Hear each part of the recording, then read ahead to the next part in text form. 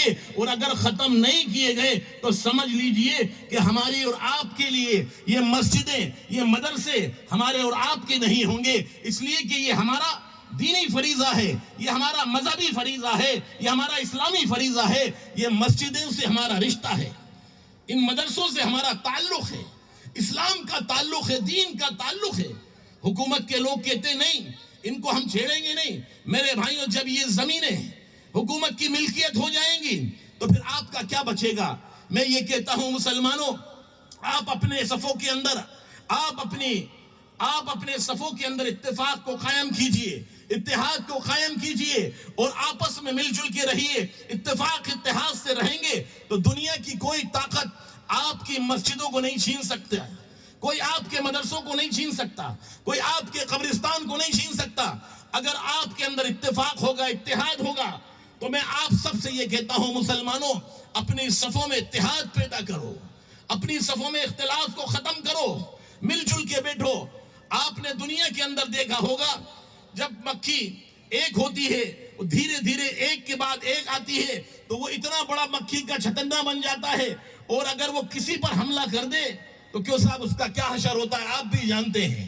اسی لیے میں آپ سے یہ کہتا ہوں کہ آپ اپنی طاقت کو بناؤ، اپنی قوت کو بناؤ، اپنے اندر اتفاق اتحاد کو قائم کرو، اور آپ کو ڈرنے کی ضرورت نہیں، آپ کو خوف کھانے کی ضرورت نہیں، آپ کو پریشان ہونے کی ضرورت نہیں۔ ہمیں ڈرنا کس سے ہے؟ کیوں صاحب کس سے ڈرنا ہے؟ اللہ سے ڈرنا ہے۔ کیوں صاحب اللہ سے ڈریں گے نہیں ڈریں گے؟ آج ہم لوگوں نے حکومتوں سے ڈرنا شروع کر دیا، عوام سے ڈرنا شروع کر دیا، حکومت کی طاقت سے ڈرنا شروع کر دیا۔ میرے بھائیوں، اللہ کا خوف نکل گیا، اللہ کا ڈر نکل گیا۔ اس لیے میں آپ سے یہ کہتا ہوں کہ انشاءاللہ سب ہاتھ اٹھا کے وعدہ کرو، ہم کس سے ڈریں گے؟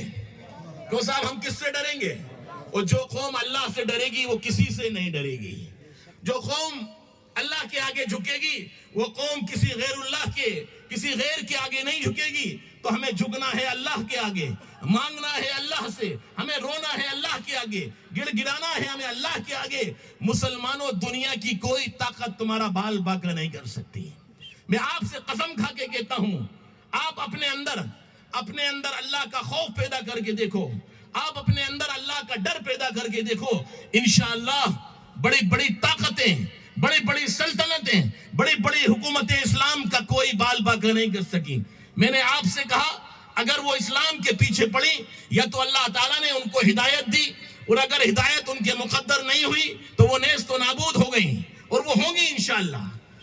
لیکن ہمیں اس سے پہلے ضرورت یہ ہے کہ ہم اپنے آپ کو دین سے وابستہ کریں، اسلام سے وابستہ کریں، قرآن سے وابستہ کریں، اور اپنی آپ کو شریعت سے جوڑیں۔